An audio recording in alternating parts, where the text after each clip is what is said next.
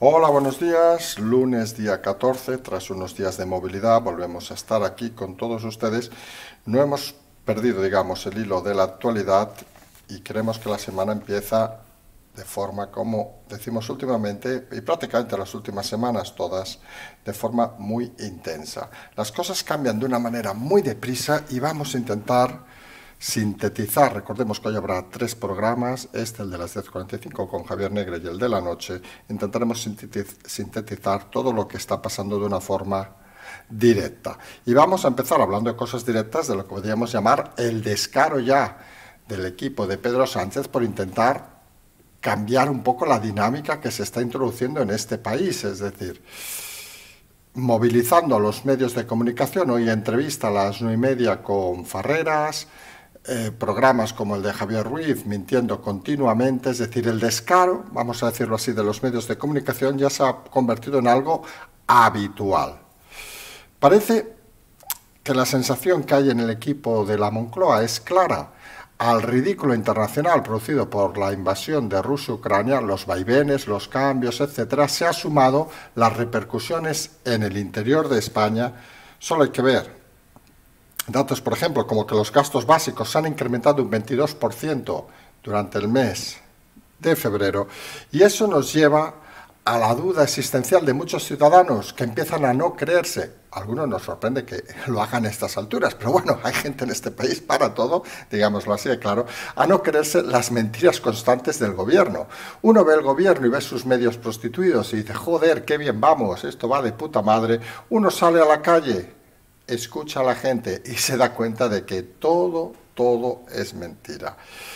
Está claro que hay que movilizar a los medios prostituidos, hay que poner toda la carne en el asador, porque hay una diferencia fundamental. Desde la desaparición de Pablo Casado en el gobierno se han dado cuenta de que ya hay oposición. Se está gestando, irá más lenta, más deprisa, pero ya hay oposición. Y la sensación cada vez mayor es que la oposición, y el ejemplo lo tienen en Castilla y León, empieza a hacer algo que se llama política, algo que Pablo Casado, al que algunos ya llaman el traidor, parece que no solo no hacía, sino que estaba destinado a salvaguardar su posición y a ser el amigo entrañable de Pedro Sánchez durante todos estos meses. Abandonado a su suerte Pablo Casado, algunos pensamos, qué lástima no haberlo hecho hace meses cuando ya lo decíamos en este canal. La realidad es que el cambio puede ser mucho más rápido de lo pensado, porque fíjense, la realidad es que Pablo Casado no es que no hiciera oposición, es que no hacía nada, prácticamente, pasaba desapercibido, mientras que la figura, ya empezamos hablando de Feijóo, parece que con fuerza, cimentando un poco el trabajo que hace, empieza a irrumpir, y juega un papel clave en lo que hemos comentado, por ejemplo, en lo de Castilla y León. Es consciente de que hay que sumar para desbancar a Pedro Sánchez. Y eso provoca lo que podríamos denominar, y vamos a introducir una palabra que ya verán que los medios empezarán a hablar de aquí unos días, pero ya saben que nosotros somos a veces la fuente primaria de muchos análisis de información, lo cual tiene cojones, perdón, y es que parece evidente para algunos en los análisis que hemos hecho estos días, que se vuelve a polarizar, pero de una forma clara la derecha y la izquierda, digámoslo así. Fíjense, cuando resquebraja Casado la idea de pactar con Vox, la tira por la borda, se crea, digamos, ese halo de que la izquierda puede estar un poco dividida, porque es suficiente con el PSOE y todos los grupos raritos, vamos a decirlo así, para gobernar. Hasta ahí parece clave. Casado rompe ese frente de los antiguos miembros, es que no hay que decir nada que no sepa todo el mundo. Vox no deja de ser una escisión en su momento, más obviamente hacia la derecha del Partido Popular. Es algo evidente que parece que algunos no acaban de entender. Es decir, el Partido Popular que gobernó en la época de Aznar, en la época de Rajoy, contaba Vox entre sus votantes, con lo cual está en un escenario que ahora mismo esos mismos votantes, esa misma suma, si no estuviera extendido, superarían y con creces al voto de la izquierda, y ese es un detalle importante. Y la irrupción de Feijóo en este caso, algunos creían, y se acuerdan aquellas críticas a Feijóo de débil, no sé qué, que jamás pactaría con Vox, marca distancias. pero llega a acuerdos como el de Castillo. Luego nos implica personalmente, como dice aquello de que no pactaremos con tal, pero permite los pactos. Y esa suma de lo que es el PP y antiguos del PP, ahora llamados Vox, supera obviamente a las filas socialistas de forma clara. Y el Partido Socialista tiene que jugar, y aquí es la polarización que decimos extrema, que es lo que van a empezar a leer en los próximos días, tiene que jugar el Partido Socialista a insertar dentro de su propio partido aquellas corrientes de Podemos, algo por cierto que hemos explicado desde hace meses, que cree que pueden sumar a su partido eso que hemos denominado el 3, apurando a veces el 2, y en esa suma, ¿quién aparece? Obviamente, Yolanda Díaz. Yolanda Díaz, cuyo recorrido, insistimos desde el principio, lo hemos dicho, tiene el problema fundamental de que si no tiene un partido detrás, una estructura de partido, se funde, no tiene recorrido, y la única estructura que podía tener detrás de partido es el Partido Comunista. Y hombre, Yolanda Díaz tiene muchos defectos. Tampoco creemos que sea muy lista, también hay que decirlo así, pero tiene asesores, creemos, inteligentes, y saben que ponerse a la cabeza del Partido Comunista, por mucho que ella haya declarado y haga manifiestos y escriba titulares y se diga comunista, no suma en este país, y menos con el tema de Rusia y Ucrania. Ahora dirán aquellos, no, si los Rusia no son comunistas, no, claro, los oligarcas rusos de toda la vida vienen de picar la piedra, de ser mineros, en fin. La realidad es que el PSOE necesita juntar fuerzas de la misma manera que está haciendo, de una manera más sibirina seguramente, Feijóo y el Vox. Necesita juntar, crear un cuerpo más fuerte y más amplio. Y en ese aspecto pasa por sumar a sus fuerzas a Yolanda Díaz.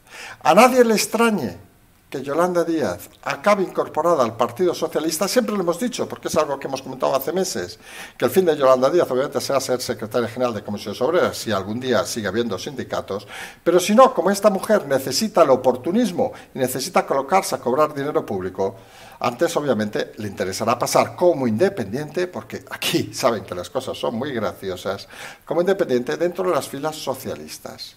Eso creen que le garantizaría al Partido Socialista votos de Podemos, que quedaría ahondado en esa ruina intelectual que podríamos decir que es Montero y Belarra, de la mano del macho alfa, Pablo Iglesias, que solamente volvería a coger las riendas del partido en el descarrío para intentar sumar algo. Creemos algunos que sumará la escisión o los restos de lo que era el Partido Comunista, aquello que sacarán 2, 3, 4 diputados, 5 diputados en un momento de suerte, se apoltronarán en ese dinero público para vivir bien y vivir engañando a sus votantes, que todavía habrá, porque en este país la falta de cultura y de educación es algo muy manifiesto. Pero la realidad es que el movimiento, la salida de Casado provoca que unan fuerzas el PP y Vox, que recordemos era el antiguo PP, y obliga a unir fuerzas a lo que se denominaría la izquierda, y quedarían prácticamente tres, pensamos algunos, tres grandes grupos políticos. Quedaría el PSOE, que aglutinaría a toda la izquierda, ese PP sumando a Vox en muchos lugares, pero de forma independiente, lo cual a veces podría ser hasta inteligente, que sumaría cuando se requiriera, y obviamente luego los partidos regionales, independentistas, etcétera, etcétera, etcétera, que seguirían sumando su porcentaje de una manera menor. Y aquí algunos pensamos que seguramente la inteligencia de algunos debería hacer pensar en cambiar el sistema electoral con esa fuerza y esa unidad de dos partidos, llamemos tres si quieren, más grandes, para lograr aquello que alguna vez se ha pedido, que al menos para participar en el Congreso tengas un 5% de los votos de todo el país. Porque entonces consigues que los diputados más regionales se queden obviamente en las autonomías y sus batallas pues las diriman y les den fuerza a los parlamentos autonómicos, incluso al Senado si quieren, y aglutines de manera central los partidos, digamos, que tienen más competencias globales. Obviamente, también pensamos algunos que se debería cambiar para que los diputados fueran elegidos por circunscripción, tipo el Reino Unido o Estados Unidos, donde cada uno supiera quién cojones es su diputado, y no que saliera el número 4 de Segovia, el número 2 de Barcelona o el número 3 de Sevilla, que nadie sepa quiénes son. Porque al final los diputados son los representantes de los ciudadanos y deben sumar no solo esa representación, sino ser parte clara del sistema. En todo caso, la clave que para empezar esta semana está clara. Desaparición de Casado obliga, por los movimientos del PP, juntándose con Vox, en el caso de Castellón, el primer ejemplo, pero habrá más, obliga al PSOE a reconfigurar sus actuaciones y obliga a pescar en la base de Podemos para intentar rehacer un conjunto cada vez más fuerte. Habrá que ver los nuevos movimientos, no verán declaraciones explosivas, creemos, de Feijóo diciendo nada de esto. Él va a jugar a lo que decíamos el otro día en el último programa, si no nos equivocamos. Juega eso de no sé si subo o bajo. Pero eso en política a veces y más en este país está bien, porque permite ponerlo en ambos lados. Y está claro que cuando lo critican desde un lado, desde el otro, lo aplauden. Y al final es algo natural. Nadie crea, y esto es algo que tiene muy bien sabido Sánchez, que para ganar unas elecciones necesitas la aprobación, que es a veces el complejo que tenían algunos candidatos populares, que para ganar unas elecciones necesitas la aclamación del 100% de los votantes. Necesitas como mucho el 40% en unas elecciones para llevarte una victoria importante. Oiga, que el 20% les caiga mal, pues no pasa nada. Esto es como este canal. Aquí no pretendemos que nos escuchen 7 millones, ni que 7 millones les caigamos bien. La realidad es que se hacen las cosas, y aquí es la clave para el Partido Popular, o Vox en este caso, se hacen las cosas como uno considera, se llegan a acuerdos, como dijimos, que se deberían llegar en Castilla y León y se llegaron. Oiga, hay unos acuerdos de mínimos, oiga, hay cosas que son conflictivas, no las toquemos, no hablemos de eso, los dejamos para otra legislatura, vayamos a lo que estamos en común de acuerdo. Eso se llama política. Y eso es lo que se está haciendo tras tantos años de no política de Pablo Casado. El niño mimado, el niño consentido, que con sus últimos movimientos, algunos creemos, no merecería ni eso que habíamos apostado en este canal, de buscarle un lugar donde poder descansar. Que se busque la vida y que se espabile. Ha fracasado Casado y su desaparición es el primer síntoma de gran cambio. Ojo, tras todos los cambios que ha habido en este año y pico, recordemos, dijimos y hablamos de, creo que lo dijimos en marzo del 2020, al principio de la crisis, que esta pandemia, no contábamos obviamente con la guerra, invasión de Rusia a Ucrania, pero que esta pandemia dejaría fuera a la clase política del país, y está claro, Iglesias fuera, Arrimadas fuera, Casado fuera, creemos algunos, Sánchez fuera, porque Sánchez si no gana las elecciones está fuera y será navajeado, no lo dude nadie. Y esa es la realidad de este país.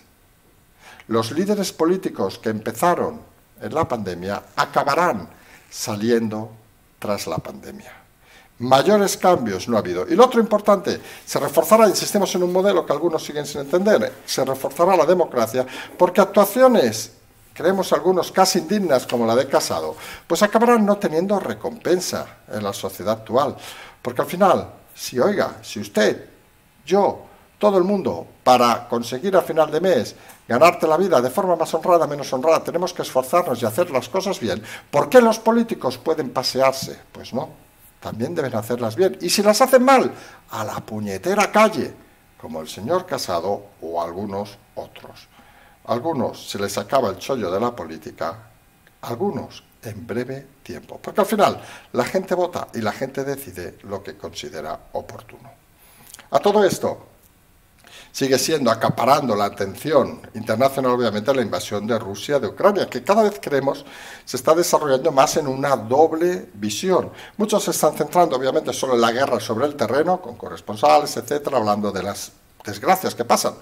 Perdón, pero estamos en una guerra. Claro que hay muertos y un día matan a un periodista, otro día matan a una embarazada, otro día matan a otra persona porque se llama guerra. algunos pensamos que se pensaban que la guerra era algo irreal. Pues no, en la guerra, por desgracia, hay muertos y es lo peor escenario que puede suceder en un territorio. Y luego hay lo que denominaríamos el segundo frente, que es la guerra, digamos, de oficinas, que en este caso Rusia amenaza a las empresas con embargos, las empresas que se han ido con detenciones, etcétera, etcétera. La crisis económica que conlleva tiene un pago internacional de deuda 48 horas Rusia, que debe hacer en dólares, y ya ha dicho que lo pagará en rublos, con lo cual podría entrar en default, podría entrar en falla, y podría entrar en un problema grave. Pero claro, aquí hay un problema existencial. ¿Dónde está en un mundo globalizado el problema grave? Que si tú fallas y te llevas por delante el sistema, o no tienes recursos, o si tú fallas, pero mantienes la autarquía dentro de tu país. Es complicado analizar esto porque es un escenario que nunca había pasado, obviamente. Los países que han hecho fallida, vamos a decirlo así, que han fallado, que no han pagado la deuda, son países, diríamos la palabra menores, hablamos de Sudamérica, etcétera, etcétera, no son grandes potencias.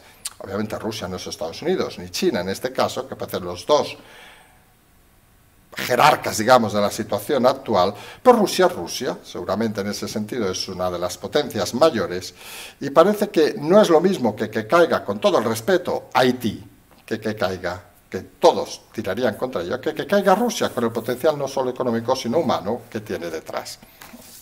Habrá que ver si se llega a esa situación, y en todo caso la guerra sobre el terreno, obviamente, sigue avanzando, sigue habiendo las desgracias, como decíamos, de cada día, y es algo que creemos que no va a cortarse en poco tiempo. Ayer hubo una situación un poco compleja, y saben que hablamos poco aquí del tema del frente, pero hubo aquel ataque a una base militar a unos 20 kilómetros de la frontera polaca, porta de misiles balísticos desde Rusia, que denotan algo que en el fondo algunos deben tener claro, que en la guerra hay estrategias, y obviamente, y se juega para ganar. Si tú sabes que en esa base se están juntando todos los voluntarios para otros mercenarios, para unos voluntarios que van a luchar a favor de Ucrania, pues es normal que el enemigo, en este caso, pues quiera destruirla y matar cuantos más posibles. No sabemos si algunos pensaban que primero enviabas una banderita y le decías, oye, que os vamos a disparar, salir de ahí e ir a mataros a otro lado. No, es la guerra. Y esa moral a veces europea tan ridícula, vamos a decirlo así, tan de buena fe, tan de cosas estúpidas, es la que nos ha llevado a esta situación. Porque algunos todavía no acaban de entender, estamos pensando en Borrell, por decir a alguien, que las guerras son lo que son, no son estupideces de voy a bajar, como Ana Botín, 1 grado la temperatura de mi casa, o voy a bajar la calefacción, como dijo Botín, como manera de luchar. En fin, cada uno es como es, y cada uno acaba en el lugar que acaba. Hoy, por cierto, es ese día en cuanto a cosas económicas en España un poco extraño, porque es aquella huelga de transportes que parece que nunca ha sido convocada, o nunca ha sido desconvocada, o nunca ha existido, o sí que ha existido y no ha existido, o se ve o no se ve. Porque es de esas huelgas curiosas que puedes decir, de las primeras huelgas que se hace sin que nadie, supuestamente, parece la haya convocado. O si la han convocado, ha sido criticada por los sindicatos o las patronales mayoritarias. Y podríamos decir que es una huelga extraña porque nos hace pensar que quizá las estructuras de país, y hablamos aquí, siempre hemos dicho estructuras de país o de Estado, no son solo obviamente los gobernantes, sino son las propias organizaciones, patronales, sindicatos, etcétera, pues parece que ya no están al mando de las cosas. Y según parece, se puede intentar, o convocar o no, veremos las cifras a final de día, huelgas sin contar con ellos. Y eso nos hace un poco reflexionar sobre la naturaleza de la situación actual, donde, insistimos, igual que hay medios de comunicación o canales, en este caso hablamos de nosotros, que no requerimos de grandes medios ni grandes cosas detrás y funcionamos. Obviamente no tenemos la repercusión de televisión o de emisoras de radio, etcétera, etcétera, pero tenemos nuestro público, tenemos nuestra audiencia, etcétera, etcétera, y hacemos nuestras cosas, explicamos nuestras cosas y podemos servir, en este caso lo tenemos claro, le llamamos canal de culto, pero de referencia para otros medios que sirven nuestra información. Pues en este caso estamos hablando de un modelo parecido en el caso de las huelgas, etcétera, etcétera. Parece que se pueden crear desde la nada y veremos qué repercusión tienen. Las patronales tirando contra ellas. Vamos a ver exactamente en las próximas horas cómo ha funcionado y vamos a ver exactamente en qué escenario han dejado la situación ya de por sí conflictiva en un sector como el transporte en este país. Y hablamos, por último, que no por menos importante, obviamente, volvemos a hablar de Cataluña, y saben que nos da mucha pereza y todas esas cosas, y sabemos que es cuando mucha gente ya dice, ya no quiero escuchar nada más, porque de Cataluña pocas cosas inteligentes se pueden decir. Pues hoy ha aparecido algo que hemos explicado repetidamente en este programa, los contactos entre el gobierno anterior de Cataluña con la Rusia de Putin. Más pruebas, más evidencias han aparecido hoy en El Confidencial, explicando un poco la historia, la realidad, que tiene un problema en ese sentido los líderes catalanes. Recuerden, apostaron por dejar Barcelona como sede de la flota rusa en el Mediterráneo, imagínense. Y ahora, claro, ahora ven lo que está pasando y como son de ir con una rosita por la mano y dar abrazos y besos a todo el mundo, se dan cuenta de que la guerra no es precisamente eso. Y se encuentran con la situación de que ellos han sido apoyados y han pedido audiencia a la Rusia de Putin y ahora tienen que criticar a la Rusia de Putin. Y lo dijimos, la Rusia de Putin, y lo explicamos en su momento, incluso personalizamos en la persona de Puigdemont, Puigdemont estaría mucho más tranquilo en una cárcel de España que libre por Bruselas si se empiezan a meter con la Rusia de Putin. Lo hemos dicho hace meses, creo que más de un año ya lo dijimos, y miren, cada uno que entienda lo que quiera entender. Pero a veces te pones a jugar en ligas mayores cuando eres un perfecto amateur y un perfecto babao, vamos a decirlo así. Y claro, te dan por todos lados y no sabes ni por dónde viene ni dónde te van a dar. Al mismo tiempo, recordemos, la semana pasada ya fue imputado el antiguo presidente del Parlamento de Cataluña por el tribunal. Hoy otra consejera vuelve a pasar por el tribunal seguramente para ser imputada. Y la realidad de Cataluña es que cuando haces las cosas mal, rematadamente mal, cuando te quieres saltar la ley por todas y encima engañando a la gente, pues pasa lo que pasa. Recordemos las declaraciones del fin de semana de la exconsejera Ponsatí, que decía que Junqueras, cuando había que tomar alguna decisión, se ponía siempre enfermo. Es que de verdad, eran un equipo de payasos y siguen siendo payasos. Lo curioso, que haya todavía ignorantes en Cataluña que se los crean, que haya ignorantes que les voten con la cara de tontos que tienen. Eso sí, recordemos, Junqueras siempre cuando pasa la pelota mira al otro lado. Es que es un equipo de cachondos donde se puede imaginar que no es que de pereza, es que da casi vergüenza ajena hablar de estos temas. Si les parece, nos vamos a emplazar tras estos 2 días que hemos tenido, bueno, 4 días de movilidad, 2 hemos podido hacer programa, otros 2 no hemos podido. Nos vamos a emplazar el programa a las 10:45 con Javier Negra y más tarde a nuestro programa de resumen de la noche, donde hablaremos también del tema de los transportes, si ha dado mucho juego, y de todos estos temas que hemos estado comentando estos minutos. Como siempre, el Patreon, el canal La Transferencia, y como siempre decimos, seguimos.